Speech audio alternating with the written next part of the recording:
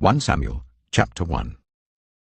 There was a certain man from Ramathaim, a Zuphite from the hill country of Ephraim, whose name was Elkanah, son of Jeroham, the son of Elihu, the son of Tohu, the son of Zuph, an Ephraimite. He had 2 wives. One was called Hannah, and the other Peninnah. Peninnah had children, but Hannah had none. Year after year, this man went up from his town to worship and sacrifice to the Lord Almighty at Shiloh, where Hophni and Phinehas, the 2 sons of Eli, were priests of the Lord. Whenever the day came for Elkanah to sacrifice, he would give portions of the meat to his wife Peninnah and to all her sons and daughters. But to Hannah he gave a double portion, because he loved her, and the Lord had closed her womb. Because the Lord had closed Hannah's womb, her rival kept provoking her in order to irritate her. This went on year after year. Whenever Hannah went up to the house of the Lord, her rival provoked her till she wept and would not eat. Her husband, Elkanah, would say to her, "Hannah, why are you weeping? Why don't you eat? Why are you downhearted? Don't I mean more to you than 10 sons?" Once, when they had finished eating and drinking in Shiloh, Hannah stood up. Now Eli, the priest, was sitting on his chair by the doorpost of the Lord's house. In her deep anguish, Hannah prayed to the Lord, weeping bitterly. And she made a vow, saying, "Lord Almighty, if you will only look on your servant's misery and remember me, and not forget your servant, but give her a son, then I will give him to the Lord for all the days of his life, and no razor will ever be used on his head." As she kept on praying to the Lord, Eli observed her mouth. Hannah was praying in her heart, and her lips were moving, but her voice was not heard. Eli thought she was drunk, and said to her, "How long are you going to stay drunk? Put away your wine." "Not so, my lord," Hannah replied. "I am a woman who is deeply troubled.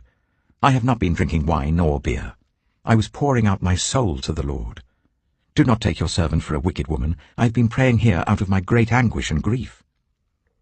Eli answered, "Go in peace, and may the God of Israel grant you what you have asked of him." She said, "May your servant find favor in your eyes." Then she went away and ate something, and her face was no longer downcast. Early the next morning they arose and worshipped before the Lord, and then went back to their home at Ramah. Elkanah made love to his wife Hannah, and the Lord remembered her. So in the course of time Hannah became pregnant and gave birth to a son. She named him Samuel, saying, "Because I asked the Lord for him." When her husband Elkanah went up with all his family to offer the annual sacrifice to the Lord and to fulfill his vow, Hannah did not go. She said to her husband, "After the boy is weaned, I will take him and present him before the Lord, and he will live there always." "Do what seems best to you," her husband Elkanah told her. "Stay here until you have weaned him. Only may the Lord make good his word." So the woman stayed at home and nursed her son until she had weaned him. After he was weaned, she took the boy with her, young as he was, along with a 3-year-old bull, an ephah of flour, and a skin of wine, and brought him to the house of the Lord at Shiloh. When the bull had been sacrificed, they brought the boy to Eli, and she said to him, "Pardon me, my lord. As surely as you live, I am the woman who stood here beside you praying to the Lord. I prayed for this child, and the Lord has granted me what I asked of him. So now I give him to the Lord. For his whole life he shall be given over to the Lord." And he worshipped the Lord there. 1 Samuel chapter 2. Then Hannah prayed and said, "My heart rejoices in the Lord. In the Lord my horn is lifted high. My mouth boasts over my enemies, for I delight in your deliverance. There is no one holy like the Lord. There is no one besides you. There is no rock like our God. Do not keep talking so proudly, or let your mouth speak such arrogance. For the Lord is a God who knows, and by him deeds are weighed. The bows of the warriors are broken, but those who stumbled are armed with strength. Those who are full hire themselves out for food, but those who are hungry no more. She who was barren has borne 7 children, but she who has had many sons pines away. The Lord brings death and makes alive. He brings down to the grave and raises up. The Lord sends poverty and wealth. He humbles and he exalts. He raises the poor from the dust and lifts the needy from the ash heap. He seats them with princes and makes them inherit a throne of honor. For the foundations of the earth are the Lord's. On them he has set the world. He will guard the feet of his faithful servants, but the wicked will be silenced in the place of darkness.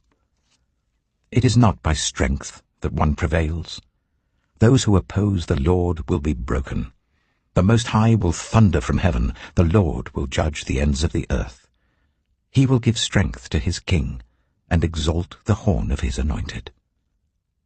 Then Elkanah went home to Ramah, but the boy ministered before the Lord under Eli the priest. Eli's sons were scoundrels. They had no regard for the Lord. Now it was the practice of the priests that whenever any of the people offered a sacrifice, the priest's servant would come with a three-pronged fork in his hand while the meat was being boiled, and would plunge the fork into the pan or kettle or cauldron or pot. Whatever the fork brought up, the priest would take for himself. This is how they treated all the Israelites who came to Shiloh. But even before the fat was burned, the priest's servant would come and say to the person who was sacrificing, "Give the priest some meat to roast. He won't accept boiled meat from you, but only raw." If the person said to him, "Let the fat be burned first, and then take whatever you want," the servant would answer, "No, hand it over now. If you don't, I'll take it by force." This sin of the young men was very great in the Lord's sight, for they were treating the Lord's offering with contempt. But Samuel was ministering before the Lord, a boy wearing a linen ephod. Each year his mother made him a little robe and took it to him, when she went up with her husband to offer the annual sacrifice. Eli would bless Elkanah and his wife, saying, "May the Lord give you children by this woman to take the place of the one she prayed for and gave to the Lord." Then they would go home. And the Lord was gracious to Hannah. She gave birth to 3 sons and 2 daughters. Meanwhile, the boy Samuel grew up in the presence of the Lord. Now Eli, who was very old, heard about everything his sons were doing to all Israel, and how they slept with the women who served at the entrance to the tent of meeting. So he said to them, "Why do you do such things? I hear from all the people about these wicked deeds of yours. No, my sons, the report I hear spreading among the Lord's people is not good. If one person sins against another, God may mediate for the offender. But if anyone sins against the Lord, who will intercede for them?" His sons, however, did not listen to their father's rebuke, for it was the Lord's will to put them to death. And the boy Samuel continued to grow in stature and in favor with the Lord and with people. Now a man of God came to Eli and said to him, "This is what the Lord says. Did I not clearly reveal myself to your ancestors' family when they were in Egypt under Pharaoh? I chose your ancestor out of all the tribes of Israel to be my priest, to go up to my altar, to burn incense, and to wear an ephod in my presence. I also gave your ancestors' family all the food offerings presented by the Israelites. Why do you scorn my sacrifice and offering that I prescribed for my dwelling? Why do you honor your sons more than me, by fattening yourselves on the choice parts of every offering made by my people Israel? Therefore the Lord, the God of Israel, declares, I promised that members of your family would minister before me forever. But now the Lord declares, far be it from me. Those who honor me, I will honor, but those who despise me will be disdained. The time is coming when I will cut short your strength, and the strength of your priestly house, so that no one in it will reach old age, and you will see distress in my dwelling. Although good will be done to Israel, no one in your family line will ever reach old age. Every one of you that I do not cut off from serving at my altar, I will spare only to destroy your sight and sap your strength, and all your descendants will die in the prime of life. And what happens to your 2 sons, Hophni and Phinehas, will be assigned to you. They will both die on the same day. I will raise up for myself a faithful priest, who will do according to what is in my heart and mind. I will firmly establish his priestly house, and they will minister before my anointed one always. Then everyone left in your family line will come and bow down before him for a piece of silver and a loaf of bread, and plead, appoint me to some priestly office, so that I can have food to eat. 1 Samuel chapter 3. The boy Samuel ministered before the Lord under Eli. In those days the word of the Lord was rare. There were not many visions. One night, Eli, whose eyes were becoming so weak that he could barely see, was lying down in his usual place. The lamp of God had not yet gone out, and Samuel was lying down in the house of the Lord where the ark of God was. Then the Lord called Samuel. Samuel answered, Here I am. And he ran to Eli and said, Here I am, you called me. But Eli said, I did not call. Go back and lie down. So he went and lay down. Again the Lord called Samuel. And Samuel got up and went to Eli and said, "Here I am, you called me." "My son," Eli said, "I did not call. Go back and lie down." Now Samuel did not yet know the Lord. The word of the Lord had not yet been revealed to him. A third time the Lord called, "Samuel." And Samuel got up and went to Eli and said, "Here I am, you called me." Then Eli realized that the Lord was calling the boy. So Eli told Samuel, "Go and lie down, and if he calls you, say, 'Speak, Lord, for your servant is listening.'" So Samuel went and lay down in his place. The Lord came and stood there, calling as at the other times, "Samuel, Samuel." Then Samuel said, "Speak, for your servant is listening." And the Lord said to Samuel, "See, I am about to do something in Israel that will make the ears of everyone who hears about it tingle. At that time I will carry out against Eli everything I spoke against his family, from beginning to end. For I told him that I would judge his family forever, because of the sin he knew about. His sons uttered blasphemies against God, and he failed to restrain them. Therefore I swore to the house of Eli, the guilt of Eli's house will never be atoned for by sacrifice or offering." Samuel lay down until morning, and then opened the doors of the house of the Lord. He was afraid to tell Eli the vision, but Eli called him and said, "Samuel, my son." Samuel answered, "Here I am." "What was it he said to you?" Eli asked. "Do not hide it from me. May God deal with you, be it ever so severely, if you hide from me anything he told you." So Samuel told him everything, hiding nothing from him. Then Eli said, "He is the Lord. Let him do what is good in his eyes." The Lord was with Samuel as he grew up, and he let none of Samuel's words fall to the ground. And all Israel from Dan to Beersheba recognized that Samuel was attested as a prophet of the Lord. The Lord continued to appear at Shiloh, and there he revealed himself to Samuel through his word. Psalm 78. My people, hear my teaching. Listen to the words of my mouth. I will open my mouth with a parable.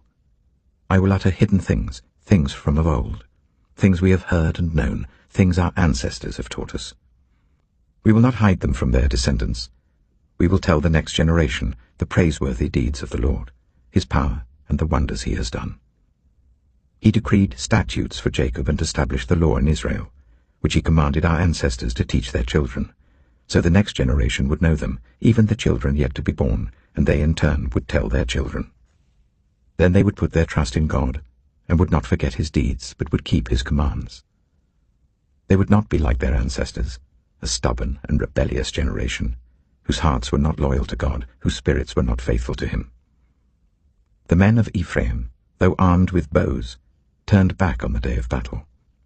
They did not keep God's covenant and refused to live by his law. They forgot what he had done, the wonders he had shown them. He did miracles in the sight of their ancestors, in the land of Egypt, in the region of Zoan.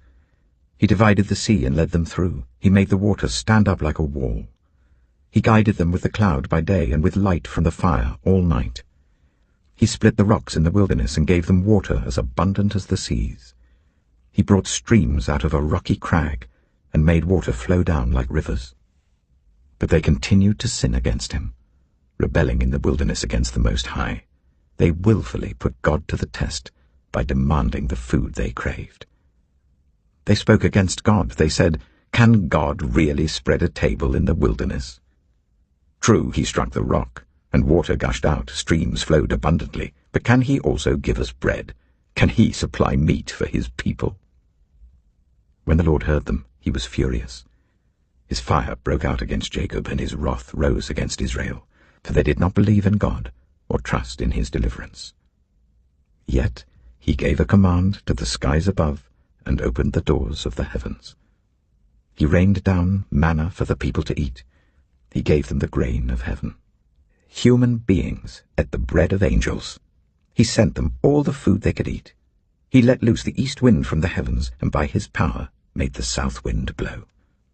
He rained meat down on them like dust, birds like sand on the seashore. He made them come down inside their camp, all around their tents. They ate till they were gorged. he had given them what they craved. But before they turned from what they craved, even while the food was still in their mouths, God's anger rose against them. He put to death the sturdiest among them, cutting down the young men of Israel. In spite of all this, they kept on sinning. In spite of his wonders, they did not believe. So he ended their days in futility and their years in terror.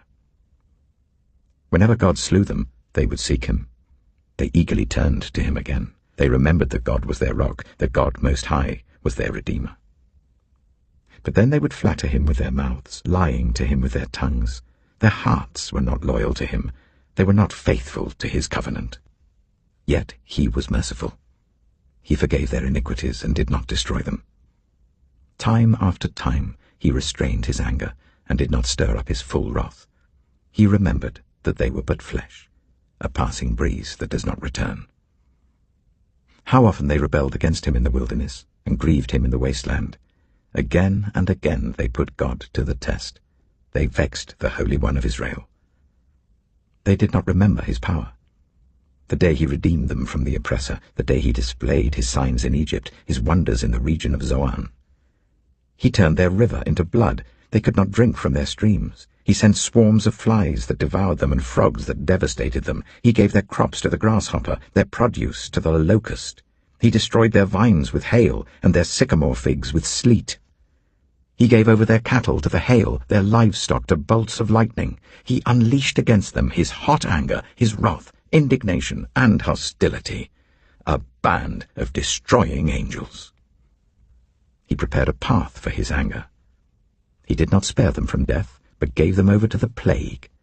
He struck down all the firstborn of Egypt, the firstfruits of manhood in the tents of Ham. But he brought his people out like a flock. He led them like sheep through the wilderness. He guided them safely, so they were unafraid. But the sea engulfed their enemies. And so he brought them to the border of his holy land, to the hill country his right hand had taken.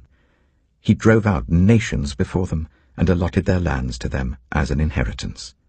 He settled the tribes of Israel in their homes. But they put God to the test, and rebelled against the Most High. They did not keep his statutes. Like their ancestors, they were disloyal and faithless, as unreliable as a faulty bow. They angered him with their high places. They aroused his jealousy with their idols. When God heard them, he was furious.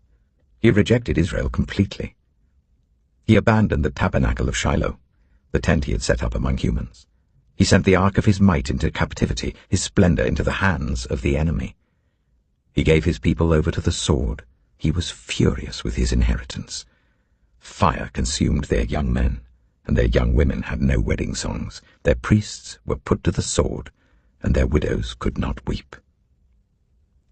Then the Lord awoke as from sleep, as a warrior wakes from the stupor of wine. He beat back his enemies. He put them to everlasting shame. Then he rejected the tents of Joseph. He did not choose the tribe of Ephraim, but he chose the tribe of Judah, Mount Zion, which he loved. He built his sanctuary like the heights, like the earth that he established forever. He chose David, his servant, and took him from the sheepfolds. From tending the sheep he brought him to be the shepherd of his people Jacob, of Israel his inheritance. And David shepherded them with integrity of heart. With skillful hands he led them.